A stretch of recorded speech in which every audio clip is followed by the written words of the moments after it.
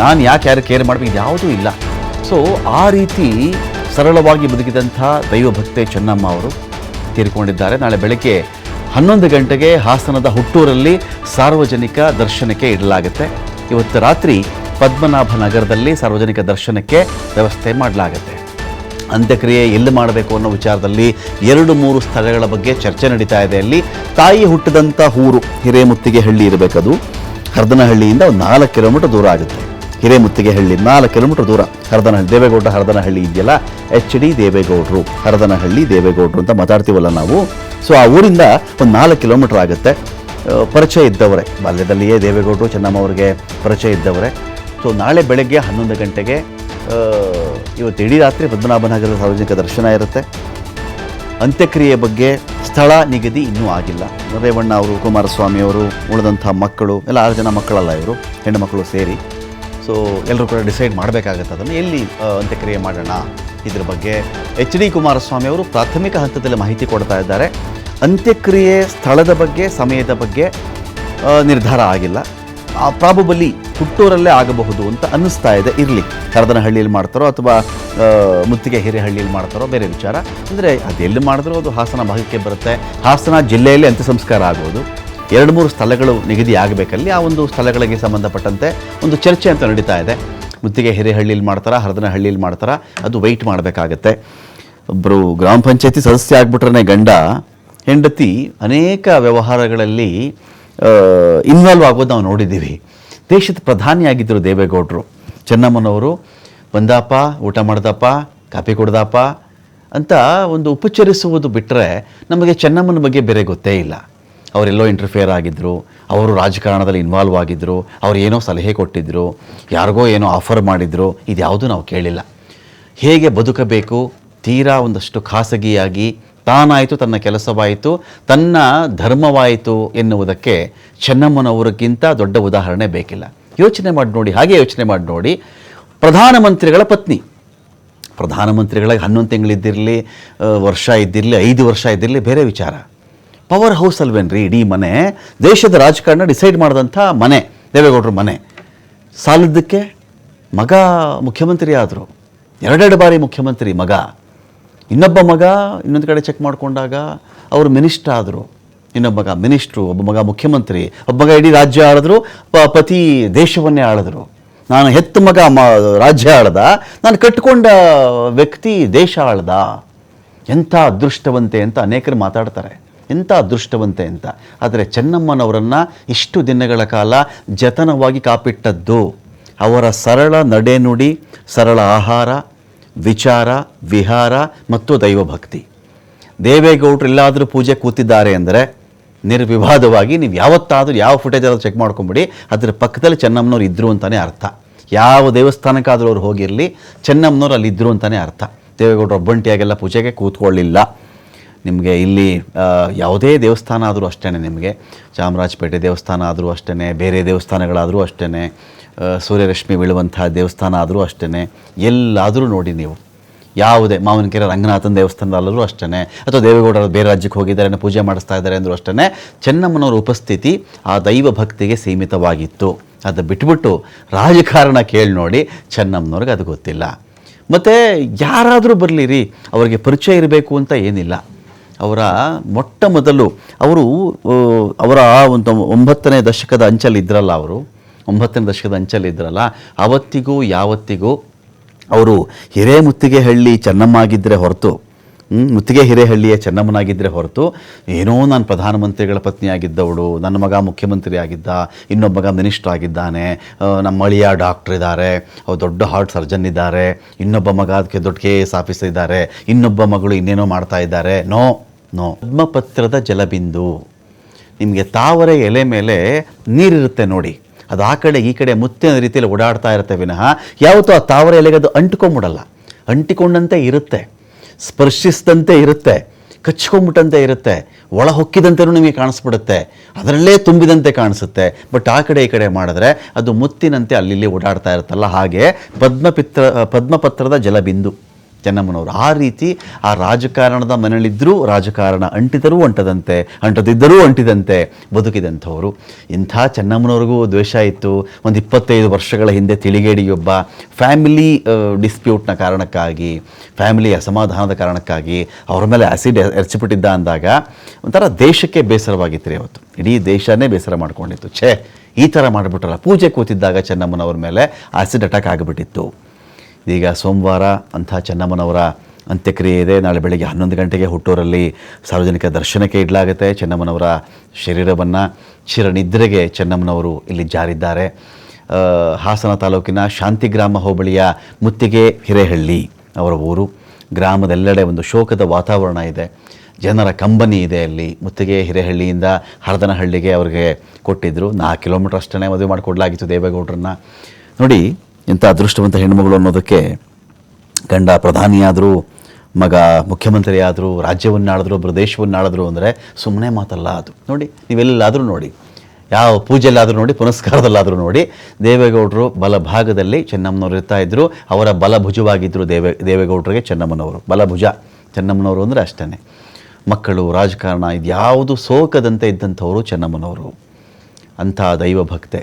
So ಇಲ್ಲೇನಾಗುತ್ತೆ, ನಿಮಗೆ ದೇವೇಗೌಡರಿಗೂ ಆರೋಗ್ಯ ಅಷ್ಟಕ್ಕಷ್ಟೇ ಇದೆ. ಇದರ ಮಧ್ಯೆ ಕೂಡ ದೇವೇಗೌಡರ ಈ ಒಂದು ಇಳಿ ವಯಸ್ಸಲ್ಲಿ ಪತ್ನಿ ವಿಯೋಗ ಇದೆಯಲ್ಲ, ದೇವೇಗೌಡರಿಗೆ ಬಹಳ ನೋವಿನ ವಿಚಾರ. ಒಂದು ಸಾಂಗತ್ಯ, ಒಂದು ಒಡನಾಟ, ಒಂದು ಮಾತು ಕಥೆ, ಮನೆ ಒಳಗಡೆ ಒಂದು ಉಪಚಾರ, ಇವೆಲ್ಲವೂ ಕೂಡ ಮತ್ತು ಸುದೀರ್ಘ ಒಂದು 54ನೇ ಇಸ್ವಿ 55ನೇ ಇಸ್ವಿ ತಂದುಕೊಳ್ಳೋಣ ನಾವು. ಅಲ್ಲಿಗೆ ದೇವೇಗೌಡರನ್ನ ಮದುವೆ ಮಾಡಿಕೊಡ್ಲಾಗಿತ್ತು. ಸೊ ಅಲ್ಲಿಂದ ಹೆಚ್ಚು ಕಡಿಮೆ ತುಂಬ ದೊಡ್ಡ ಜೀವನ, ದಾಂಪತ್ಯ ಜೀವನ ದೇವೇಗೌಡರದ್ದು ಕೂಡ ದೊಡ್ಡ ದಾಂಪತ್ಯ ಜೀವನ. ಎಲ್ಲ ಒಂದು 70-80 ವರ್ಷಗಳ ಕಾಲ ಬದುಕಿದಂಥವ್ರು. 70 ವರ್ಷಗಳ ಕಾಲ ಅವ್ರ ಜೊತೆಯಲ್ಲಿ ಜೀವನ ಮಾಡಿದ್ದಾರೆ ದೇವೇಗೌಡರು. ಪ್ರತಿನಿತ್ಯದ ಜೀವನದಲ್ಲಿ ಚೆನ್ನಮ್ಮನವ್ರು ಇರ್ತಾರೆ. ಇಂಥ ಸಂದರ್ಭದಲ್ಲಿ ಸಂಗಾತಿಯ ಅಗಲುವಿಕೆ ಇದೆಯಲ್ಲ, ಅದು ಅವರದೇ ಆಗಿರ್ತಕ್ಕಂಥ ಒಂದು ವ್ಯಾಕ್ಯೂಮನ್ನು ಕ್ರಿಯೇಟ್ ಮಾಡಿಬಿಡುತ್ತೆ.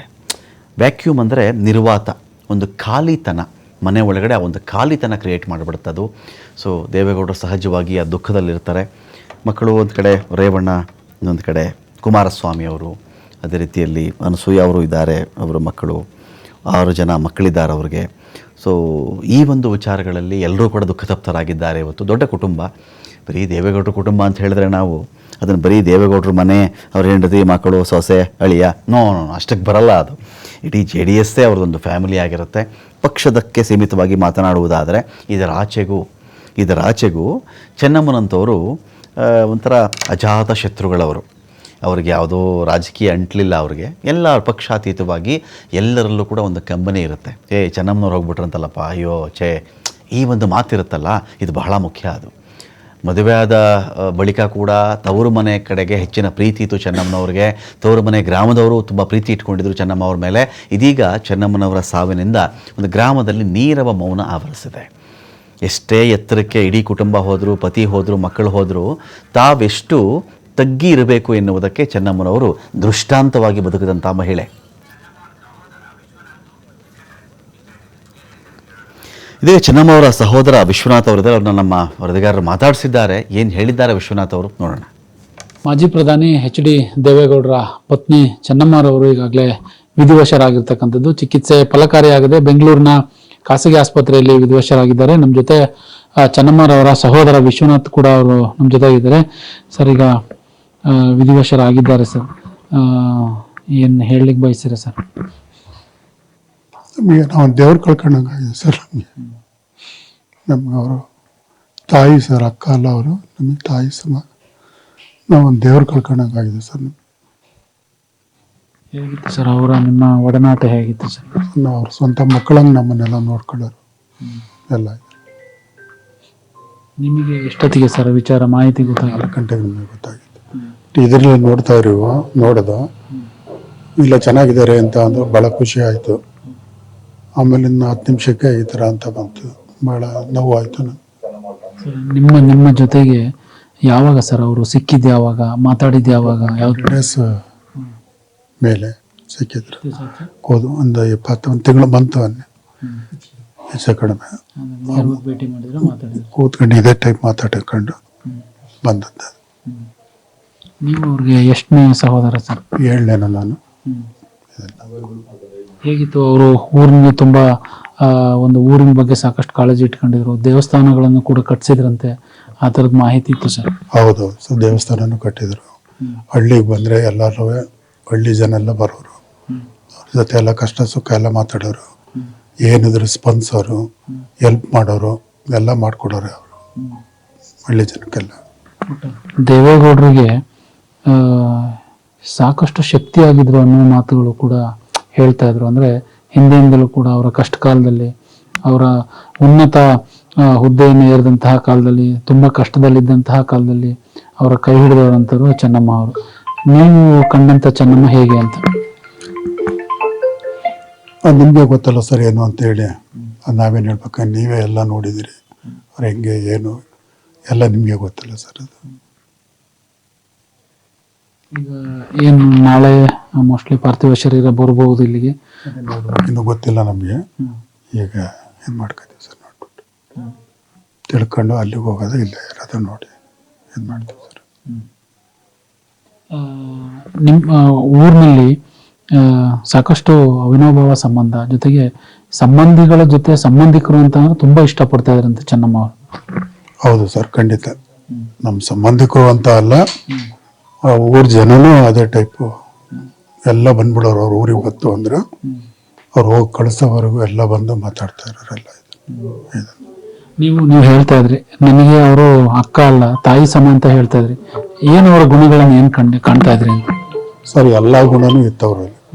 ಆ ಟೈಪು ನಮ್ಮನ್ನ ಮಕ್ಕಳ ಟೈಪೇ ನಮ್ಮನ್ನು ಅವರೆಲ್ಲ ಇದು ಮಾಡಿದ್ದು ಸರ್. ಅವರು ಅಂತಾರ ಇವತ್ತು ಕಳ್ಕೊಂಡು ನಾವು ತಬ್ಲಿಗಳಾಗೋಗ್ಬಿಟ್ಟು ಸರ್.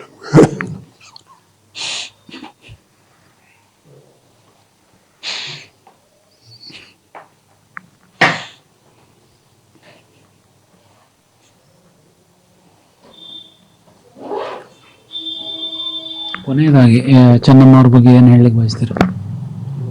ಸರ್, ಹೇಳಿದ್ದೀನಿ ಸರ್, ನಮ್ಮ ದೇವರು ಅಂತ ಆದಮೇಲೆ ಸರ್ ಅಷ್ಟೇ, ನಮ್ಮ ದೇವ್ರು ಕಳ್ಕೊಂಡಿದ್ದೀವಿ ಅಷ್ಟೇ.